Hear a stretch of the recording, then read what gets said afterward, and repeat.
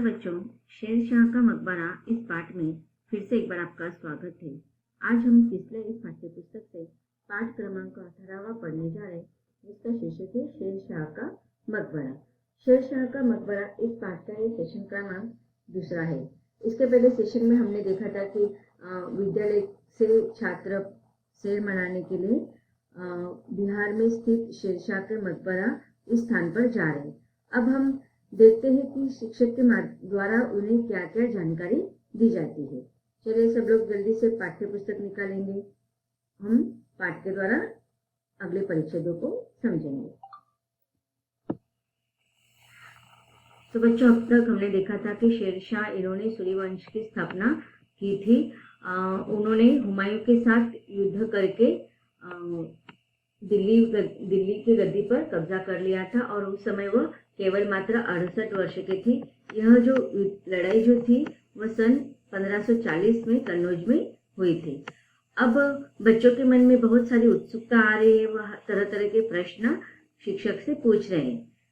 Sir, उनके पास तो बहुत सारा रुपया पैसा था, वह बहुत आराम से रहते होंगे, उन्हें कोई चिंता नहीं होगी। नटखट राजू को जानने की जिज्ञासा हुई। पूर्णनाथ सर ने कहा, नहीं, ऐसी बात नहीं है। इन्हें अपनी जनता की बहुत चिंता थी। वह केवल 5 वर्ष की शासन कर सके, परंतु उन्होंने जनता की सेवा के लिए बहुत सारे कल्याणकारी कार्य किए। सड़कें बनवाई, सड़कों के किनारे यात्रियों को ठहरने के लिए जगह जगह पर सराय बनाई, जगह जगह पर कुएं खुदवाए। अब देखिए, यहाँ पर सर के माध्यम से बहुत ही महत्वपूर्ण जानकारी बच्चों को दी जा रही है। क्या कहा है शिक्षक ने? शिक्षक बता रहे हैं कि केवल शेरशाह इन्होंने जो शासनकाल किया है वो केवल 5 वर्ष का था। अब देखिए, हम देखते हैं कि भारत में अलग अलग स्थान पर अनेक शासकों ने शासन किया है। उनका कालावधि भी बहुत रहा है। किसी ने 15 वर्ष का शासनकाल किया, किसी ने 20 वर्ष, किसी ने 30 वर्ष। बहुत लंबे समय तक अनेक राजाओं ने, अनेक शासकों ने शासन किया था। लेकिन बहुत सारे जो मुगल शासक थे, पोर्तुगीज के जो शासक थे, अलग अलग संस्थापक जो थे, तो उन्होंने भारत में सुधारना लाने के बजाय वह कभी कभी अपने स्वार्थ के लिए वह अन्य देशों से हाथ मिलाते थे और भारत के जो भी आर्थिक बातें थी या आर्थिक व्यापार के दृष्टिकोण से वह देश की सेवा न करते हुए अन्य दूसरे राज्य के या दूसरे देशों के शासकों से वह हाथ मिला लेते थे। लेकिन कुछ शासक ऐसे थे कि वह जिस प्रांत पर अपना शासनकाल करते थे वहां पर उन्होंने बहुत सारे समाज कार्य किए हैं। तो उसमें से ही एक शासक थे शेरशाह। अब देखिए, शेरशाह का जो शासनकाल रहा है वो केवल 5 वर्ष का ही रहा है। आपको एक वाक्य के लिए पूछ सकते हैं। तो उन्होंने कौन से कार्य किए थे? उन्होंने जनहित के लिए, लोगों के कल्याण के लिए सड़कें बनवाई थी। सड़कों के किनारे उन्होंने यात्रियों को ठहरने के लिए जगह जगह पर सराय बनवाई थी। अब देखिए, हम देखते हैं कि आज के आधुनिक युग में बहुत सारे सुविधाएं हो चुकी है, जिसके द्वारा क्या होता है कि हम एक स्थान से दूसरे स्थान पर आसानी से जा सकते हैं। लेकिन उस समय इतनी सुविधाएं नहीं होती थी, तो जो भी यात्री रहते थे उनको यात्रा करते समय, प्रवास करते समय बहुत दिक्कत होती थी। तो उनको एक जगह से दूसरे जगह पर जाने के लिए बहुत दिन लगते थे, तो ठहरने के लिए, रुकने के लिए असुविधा होती थी। तो इसीलिए सड़कों के किनारे पर क्या किया था, शेरशाह ने यात्रियों को ठहरने के लिए निवास स्थान, आश्रम स्थान बनाए हुए थे। जगह जगह पर सराय बनवाए हुए थे। जगह जगह पर उन्होंने कुएं भी खुदवाए थे, जिसके द्वारा पानी की सुविधाएं लोगों को आसानी से उपलब्ध हो सके। सड़कों के किनारे वृक्ष लगवाए थे। उन्होंने डाक और संचार की व्यवस्था में भी सुधार लाए। तो देखो, आपको इन सारी पंक्तियों को अंडरलाइन करना है कि आपको प्रश्न पूछा जा सकता है कि शेरशाह इन्होंने लोकहित के लिए या जनता की सेवा के लिए कौन से कार्य किए थे। तो आप उसमें इस प्रश्न के उत्तर में ये परिच्छेद लिख सकते हैं। सड़कें बनाई, सड़कों के किनारे यात्रियों को ठहरने के लिए जगह जगह पर सराय बनवाए, जगह जगह पर कुएं खुदवाए, सड़कों के किनारे वृक्ष लगवाए। उन्होंने डाक और संचार की व्यवस्था में भी सुधारणा की।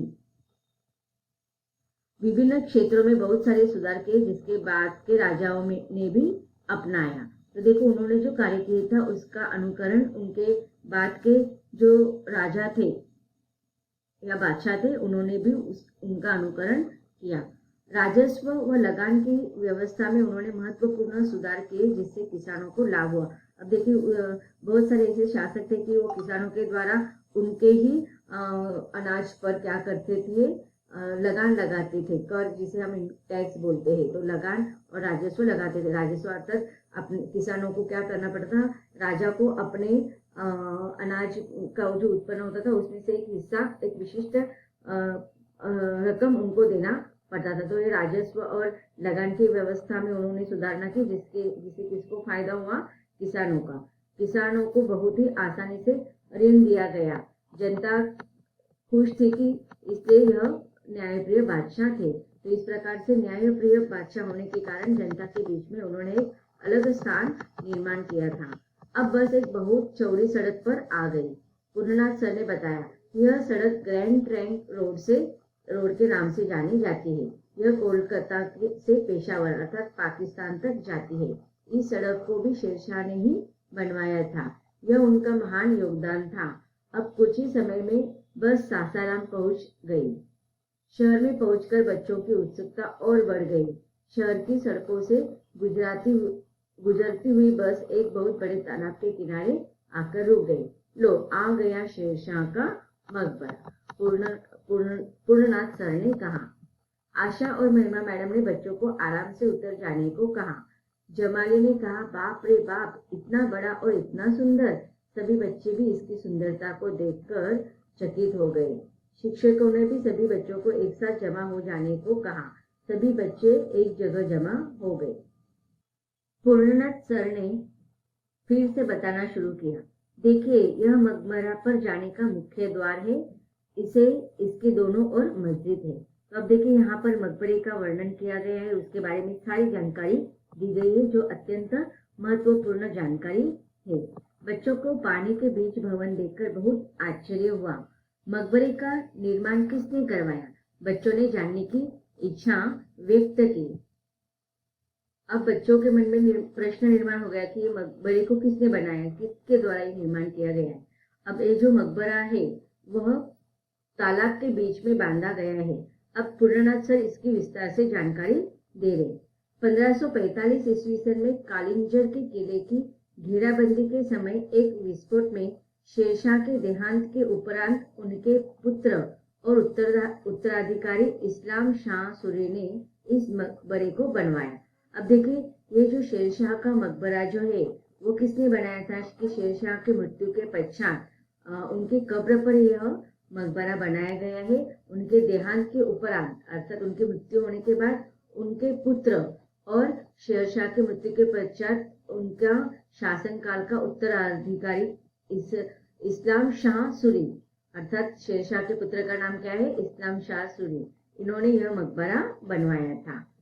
मकबरे को बनाने के लिए एक बहुत बड़ा तालाब खुदवाया गया ताकि मकबरा और सुंदर दिखाई दे। तो ये जो मकबरा है तालाब के बीचों बीच बांधा गया है। उसके लिए पहले तालाब खुदवाया गया था। मकबरे को बनाने के लिए एक बहुत बड़ा तालाब खुदवाया गया ताकि मकबरा और भी सुंदर दिखाई दे। विशेष देखने की बात यह है कि यह मकबरा भवन एक ऊंचे चौकर चबूतरे पर बनाया गया है। सर ने बच्चों से जानना चाहा कि वे देखकर बताएं मकबरा किस चीज से बना है। सभी बच्चों ने कहा, पत्थर से। कितनी भुजाओं वाला है यह? 8, सभी ने एक साथ कहा। इसकी कितनी मंजिलें हैं? 3, सभी ने जोरों से कहा। अब देखिए, यहाँ पर आपको प्रश्न पूछा जा सकता है कि ये जो मकबरा है कितने मंजिल के थे? तो 3 मंजिल के थे। और इसमें कितनी भुजाएं थे? तो 8 भुजाएं थे। सभी ने जोरों से कहा। कितना ऊंचा होगा यह मकबरा? पता नहीं सर, आप ही बता दीजिए। 45 मीटर से ऊंचा, सर ने कहा। अर्थात देखो, 45 मीटर से भी ऊंचा वह मकबरा था। इसका गुंबद कितना बड़ा होगा?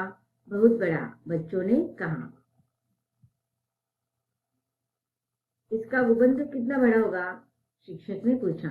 बहुत बड़ा, बच्चों ने कहा। बच्चों, आपको पता होना चाहिए कि इसका गुंबद ताजमहल के गुंबद से 13 फुट बड़ा है। अब देखिए, ताजमहल को सब जानते हैं, लेकिन ताजमहल से भी शेरशाह के मकबरे का जो गुंबद होता है वो उससे भी बड़ा है। लगभग ताजमहल के गुंबद से 13 फुट बड़ा है। सर ने बताया कि यह मकबरा अफगान शैली का बेहतरीन नमूना है। सभी बच्चे और शिक्षकगण मकबरे के बीच वाले भाग में पहुंच गए। अब देखिए, जैसे कि भारत पर अनेक जो शासक थे वह अन्य प्रांतों से आए हुए थे। उसमें से अफगानिस्तान से भी कुछ शासक आए हुए थे। उन्होंने बहुत सा वर्ष तक वहां पर हुकूमत की थी। शासक के रूप में, शासनकार के रूप में उन्होंने अपना साम्राज्य स्थापित किया था। अब देखिए, भारत की जो सभ्यता है, संस्कृति है, वो समन्वय की है। जो अन्य देशों से उन्हें जो कुछ अच्छा लगता है वो स्वीकार करते हैं। तो ऐसे बहुत सी स्थापत्य कला है, या साहित्यिक दृष्टि से, या कला के क्षेत्र में उन्होंने बहुत सारे अनेक प्रांतों के अच्छे गुणों को उन्होंने लिया है। तो ये जो मकबरा है वह अफगान शैली का बेहतरीन नमूना है। सभी बच्चे और शिक्षकगण मकबरे के बीच वाले भाग में पहुंच गए। यहाँ खूब रोशनी और हवा आ रही थी। मकबरे के ऊपरी भाग में कई खिड़कियां और जालियां थी। अब देखिए, यहाँ पर मकबरे का विस्तार से वर्णन किया गया है कि वहां पर जो 3 मंजिल हमने पढ़े ना, कि कितनी मंजिल है इसको? 3 मंजिल है। तो अलग अलग मंजिल पर अलग अलग वर्णन बच्चों के द्वारा किया गया है, शिक्षक के द्वारा, कि मकबरे का जो ऊपरी भाग है वहां पर खिड़कियां और जाली से बना हुआ था, और वहां पर बहुत सारी रोशनी भी थी और हवा भी आ रही थी। सर ने बच्चों से कहा, इस मकबरे में शेरशाह सूरी के अतिरिक्त उनके 24 साथी दफन हैं। अफगान शैली की इस वास्तुकला अर्थात स्थापत्य कला को देखकर बच्चे बहुत आनंदित हो रहे थे। मकबरे के हर ओर से पानी में जाने के लिए सीढ़ियां हैं। बच्चे नीचे जाना चाह रहे थे, पर दोनों ने हाथ पकड़कर रोक लिया। अब देखिए, यहाँ पर जो स्थापत्य कला है उसको देखकर, अद्भुत कला को देखकर बच्चे सारे आनंदित हो गए और विस्मित हो गए। तो भारत में ऐसे बहुत सारे ऐतिहासिक स्थान हैं जो अलग अलग साहित्य कला के या स्थापत्य कला के नमूने हैं।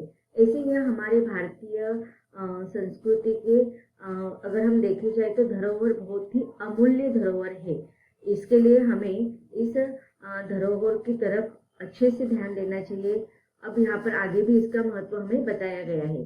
कुछ बच्चे मकबरे की दीवारों पर लोगों द्वारा लिखे गए नामों और वाक्यों को पढ़ रहे थे। सर, अब देखिए, ये बहुत ही गलत बात है कि हमारे जो कुछ फोर्ट होते हैं, पुराने किले होते हैं, या इस प्रकार के जो स्थापत्य क्षेत्र होते हैं, वहां पर क्या करते हैं लोग, क्या करते हैं उसे खराब कर देते हैं। किसी भी प्रकार के द्वारा नाम लिखकर या कुछ वाक्य लिखकर हम हमारी स्थापत्य कला का अपमान करते हैं। तो इसीलिए सर बच्चों को समझा रहे हैं कि जो लोग ऐतिहासिक धरोहर के महत्व को नहीं जानते, वैसे लोग ही ऐसी गंदी हरकतें करते हैं। तो हमारे स्थापत्य कला का जो ऐतिहासिक महत्व है उसको हमें बनाए रखना है, क्योंकि आज यह हमारे ऐतिहासिक जो धरोहर है वह हमारे भविष्य के लिए, बच्चों के भविष्य के लिए अच्छे है, क्योंकि उनको इससे हमारे ऐतिहासिक संपन्नता का महत्व समझ में आ जाएगा। उन्होंने कहा, सर झील का पानी बहुत गंदा दिखाई दे रहा है। हाँ, आपने सही कहा, लोग गंदा पानी इसमें गिरा देते हैं, परंतु जब जिला प्रशासन ने गंदे पानी गिराने पर पूर्णतः रोक लगा दिया है, अब यह मकबरा हमारे देश के ऐतिहासिक धरोहरों की सूची में आ गया है। हमारी राज्य सरकार भी इस मकबरे के रख रखाव पर हर वर्ष लाखों रुपए खर्च करती है। पूर्णनाथ सर ने बच्चों से जानना चाहा कि इसे साफ रखने के दायित्व पर किस पर है। सभी बच्चों ने एक स्वर में कहा, हम सभी नागरिकों पर। अब 2:30 बज चुके थे, सभी को भूख भी लग गई थी। सभी ने एक साथ खाना खाया, पीछे मुड़कर एक बार फिर मकबरे की ओर देखा और बस सवार हो गई। तो बच्चों, हमारे ऐसे ऐतिहासिक धरोहर को सुरक्षित रखने के लिए हमारी सरकार कार्य कर रही है। एक अच्छे नागरिक होने के नाते हमारा भी कर्तव्य है कि हम ऐसे ऐतिहासिक धरोहरों की सुरक्षा